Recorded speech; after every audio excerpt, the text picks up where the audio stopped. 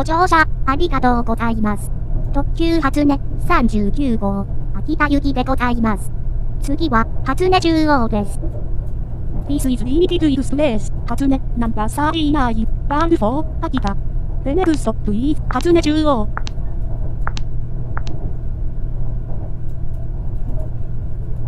新面。まあ、僕とジョイツは。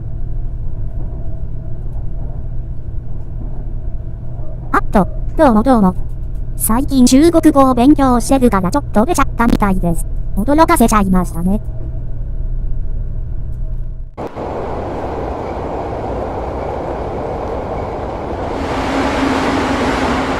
お変わりなさそうですね。お元気でしたか？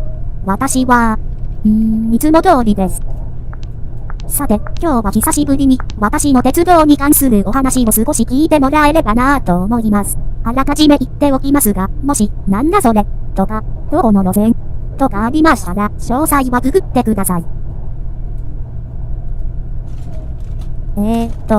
確かあれがあったと思うんだけど。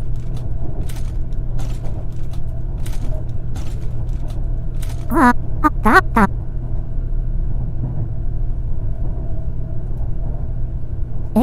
これは何かって？これは、いわゆるフォトビジョンですね。たまたま通販で見つけたので買ってみたんですよ。これを使いながらお話ししていきたいと思います。今回、私が取り上げる路線は、東急東横線です。こちらは、東京の渋谷駅から神奈川の横浜駅を結んでいまして、今年3月16日からは、東京メトロ副都心線並びに西武池袋線、東武東上線方面との相互直通を開始した通勤型路線です。ところで、相互直通にあたって、渋谷駅はそれまで約80年間使用されてきた地上の駅舎から、現在使われている地下の駅舎への移動が必要となったんですね。でも、いざ駅舎のお引っ越しをしようとなると線路の工事もそうですけど、新しいダイヤを組むのが大変ですよね。まず、東横線というのは、若者の街渋谷を出て、そこから自由が丘や多摩川を経て、横浜へと至る路線なわけでして。さらに、横浜からは港未来線へと乗り入れ、元町中華街へ。これが相互直通前の形でした。ですが、副都心線への直通をするということは、実質電車が走行する距離が長くなるだけでなく、直通させるにあたって新しく電車が走る間隔、つまりダイヤを決め直さないといけなくなったわけです。さらに言ってしまえば、相互直通当日は地上の線路から地下の線路へと切り替えるわけですから、まさに一発勝負って感じですよね。副都心線が開通した2008年6月、まさにぶっつけ本番だった新ダイヤのために、地下鉄線、私鉄線ともに大きなダイヤ乱れを引き起こすこととなりました。そういった教訓から、この相互直通までに西武線などでは東急の車両を走らせたり、逆に東急側で西武の車両とかを走らせたりして、訓練や準備がされてきたのです。あと、実際に直通が始まるまでは地上の駅舎に他社から借りた車両が止まるわけですから、副都心線の車両が止まっている合計は今では貴重な資料となるわけです。残念ながら、主と私はこの車両にしかお目にかかれなかったんですけどね。そう。地上駅舎の最終営業日である3月15日と、相互直通当日である翌16日は、渋谷駅はいつにない混み方をしましたね。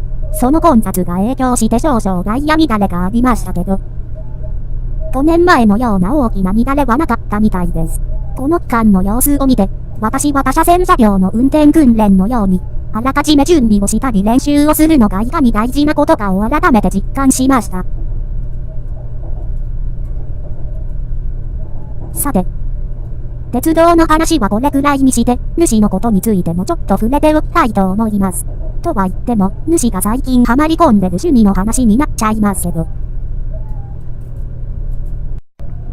今年に入ってからなんですが、主がマインクラフトをやり始めたんですよ。まだまだ開拓し始めたばかりのようですがね。マルチプレイでは他の方と協力しながら拠点の村を立派にしていってるみたいなんですけど、シングルプレイではまだ地下室付きの拠点とその近所くらいしかできていないみたいですね。まあ、これから本格始動するとは言ってましたけど、まだ具体的なプランは固まっていないみたいです。将来は何らかの建造物やキャラクター絵に挑戦してみたいとのことらしいので、主がプレイする様子を横で見守りながらどうなるか見たいと思ってます。まもなく、初音中央に到着いたします。普通、快速、準急、急行の各列車をご利用のお客様、どうやら駅に到着のようです。ああ、私次で乗り換えで、これから家に帰るところなんですよ。乗り換えし損ねると時間を浪費しちゃいますしね。そういうわけで、今日はこれにて失礼します。またお会いできたらいろいろお話ししていきたいですね。では。